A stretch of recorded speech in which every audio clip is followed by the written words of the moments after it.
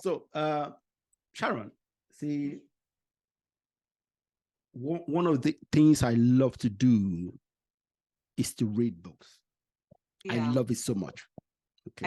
I see the full library behind so you. You don't see what. See, this is the smaller one. Okay, all around on this table. Around me, books everywhere. Okay, I love reading books. Okay, even though I have difficulty reading. Okay. Well, I still do. I do a lot on audiobook. Yeah. Right. Okay. I see.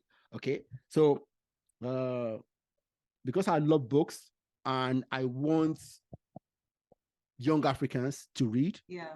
Yeah. So I ask my guests to recommend 5 titles. Okay. So please recommend 5 titles for my audience to put in the libraries, and hopefully they will read them. And hopefully they'll read them. Yes. All right. So I put in a few points, and I didn't hit the 5. Okay. But I came very close to a 4. Okay. So for me, I enjoy reading. I used to be a reader of a lot of fiction. Okay. And then I read various authors. And presently, because like I was saying, I'm constantly looking to see, you know, how I can grow my business and how I can be more productive. So I have a combination of book names. So the first for me is Atomic Habits. Oh, okay. By James Clear. Mm-hmm.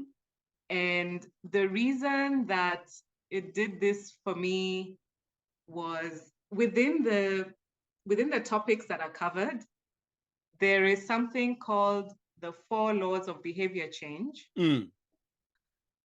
which are the cue for behavior, the craving to get it done, the response when it's done, and then the reward for doing it.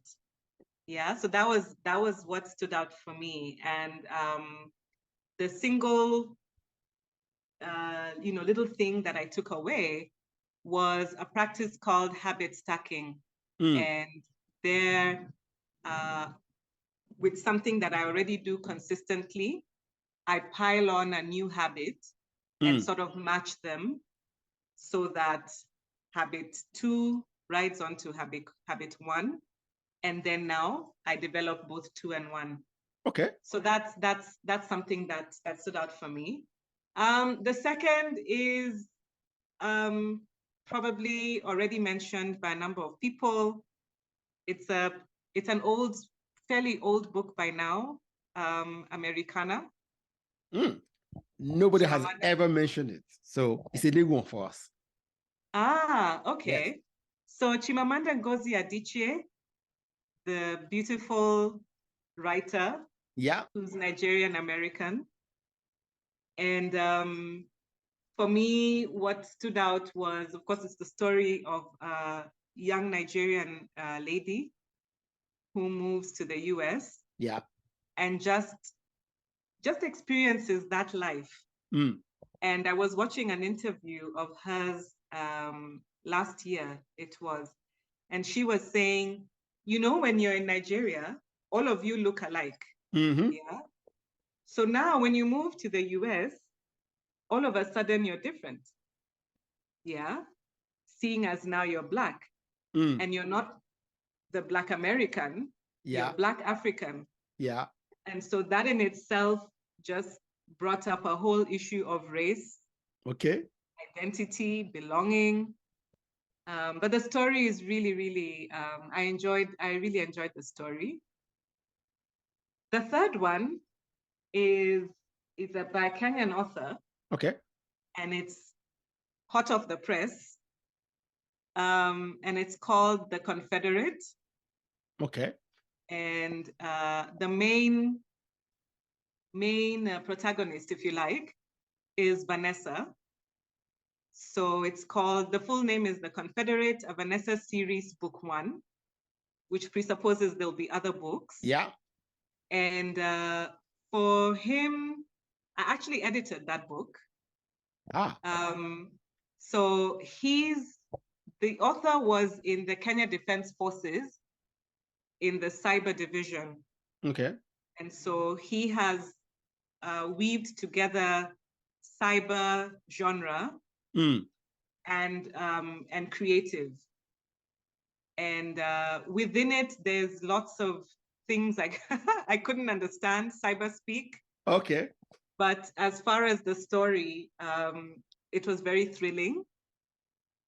And I figure with just our young Africans who, yes, there will be, we do want to create more jobs for them, but increasingly we are needing to encourage them to be job creators. Yeah. Then in the digital and innovation space, this is something that I feel would be not just interesting, but beneficial. Yeah. Yeah. And then the last one is A Soul of Small Places. And I haven't read it, but I do want to, because this book was on the Kane Prize list for this year. Okay.